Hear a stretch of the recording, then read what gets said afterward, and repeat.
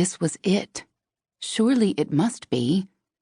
The instant Libby Morgan heard her paralegal tell her, "Herschel would like to see you in his office," she knew. Oh, there had been rumblings around the office about layoffs and early retirements. Such gossip simply verified what she felt in her heart Herschel was sure to tell her. She'd waited for this moment for 6 very long years. Libby had always wondered how she'd feel when she finally got the news. She longed to hold on to this sense of happy expectation for as long as possible. In retrospect, she must have intuitively known something was up, because she'd worn her best pinstriped suit today, choosing the pencil skirt over her normal tailored slacks, and thankfully, she'd had a salon appointment just the day before.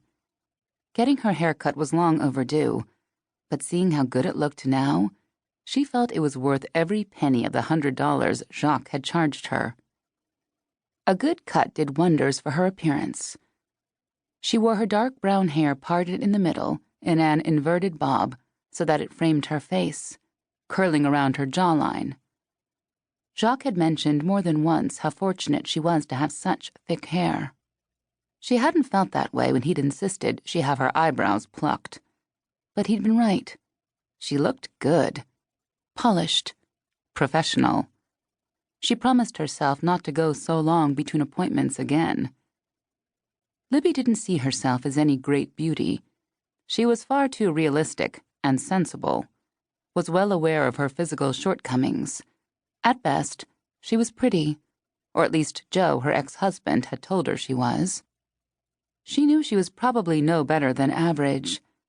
Average height, average weight, brown hair, brown eyes, with no outstanding features. But on the inside, she was a dynamo.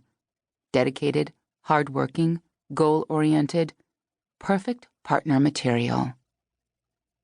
Reaching for her yellow legal pad, Libby headed toward the managing partner's opulent office. Outwardly, she remained calm and composed, but inwardly, her heart raced and her head spun.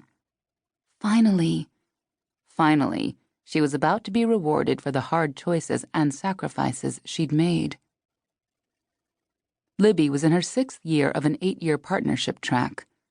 Hopefully, she was about to achieve the goal that she had set her heart on the minute she'd been accepted as an associate in the Trusts and Estates Department at Burkhart, Smith & Crandall, a high-end Seattle-based law firm.